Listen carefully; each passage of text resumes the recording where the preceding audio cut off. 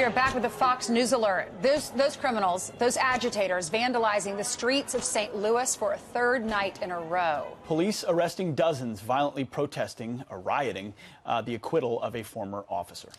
Griff Jenkins is live in St. Louis with the latest on the clashes. Griff, there was some violence last night and a bunch of people got arrested, right?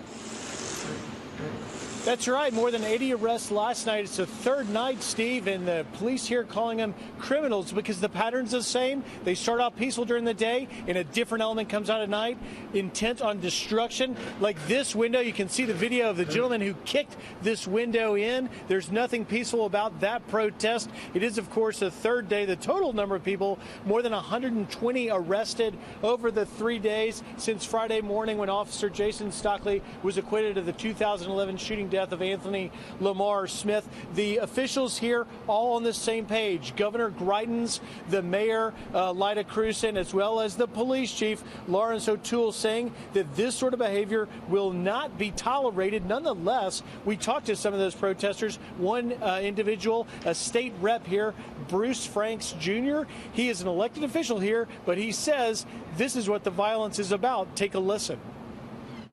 Systematic racism, systematic injustice, and it has to change. You got hurt folks that feels like a system has failed them. So I understand folks being upset about broken windows. We got broken lives out here.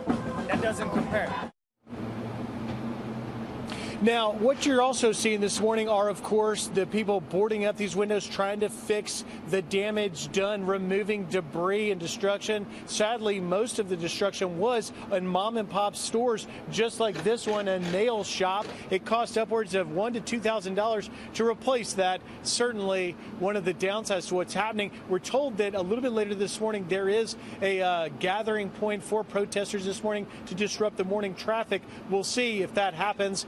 The hope here from officials is, guys, that this will not continue to grow night after night after night, last night being the largest and most destructive of the 3 nights. Back to you. That's right. It got started on Friday night.